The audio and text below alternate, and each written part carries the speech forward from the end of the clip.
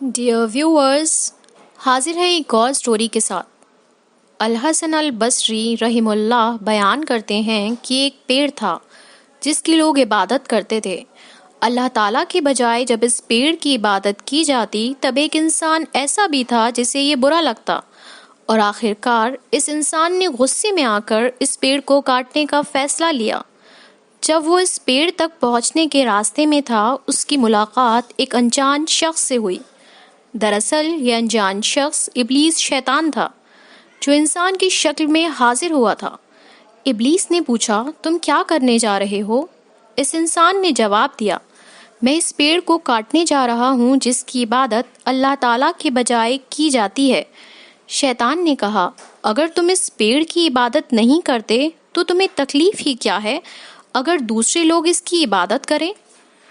آدمی نے جواب دیا، تب بھی میں اس پیڑ کو کاٹنا چاہتا ہوں، بس پھر کیا تھا؟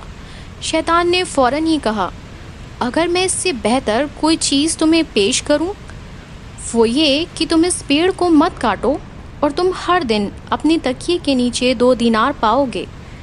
آدمی نے جھٹ سے پوچھا، مجھے یہ دینار کہاں سے ملیں گے؟ ابلیس نے کہا، میں دوں گا تمہیں یہ دینار۔ آدمی پیڑ کو کاٹے بنا واپس پہنچا اور اگلی صبح اسے یہ دینار اس کے تکیے کے نیچے ملے۔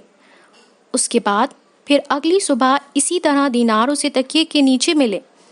بس اس کی اگلی صبح جب یہ آدمی اٹھا، اسے کوئی دینار نہیں ملا۔ اس آدمی کو پھر سے غصہ آیا اور وہ اس پیڑ کو کاٹنے نکل پڑا۔ شیطان ایک بار پھر سے اس کے سامنے پرانی ہی شکل میں حاضر ہوا۔ شیطان نے پوچھا، تم کیا کرنا چاہتے ہو؟ اس آدمی نے جواب دیا، میں اس پیڑ کو کاٹنا چاہتا ہوں جس کی عبادت اللہ سبحانہ و تعالیٰ کے سوا کی جاتی ہے۔ ابلیس نے کہا، تم جھوٹ بول رہے ہو، اب یہ ممکن ہی نہیں کہ تم اس پیڑ کو کاٹ سکو۔ آدمی نے اس پیڑ کو کاٹنا چاہا اور اچانک ہی زمین نے اس آدمی کو نگلنا شروع کر دیا۔ اس طرح کہ یہ آدمی تقریباً مارا ہی گیا۔ ابلیس نے سوال کیا، کیا تم جانتے ہو کہ میں کون ہوں؟ میں شیطان ہوں۔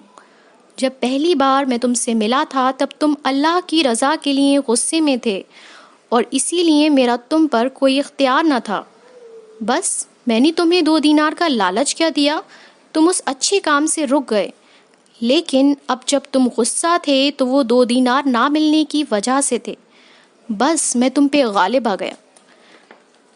تو دیکھیے کس طرح سے شیطان انسان پہ غالب آ سکتا ہے جب انسان صحیح راستے سے بھٹک جائے، اور انسان اگر صحیح راستے پر ہے تبھی اس پہ کچھ بگاڑ نہیں آ سکتا۔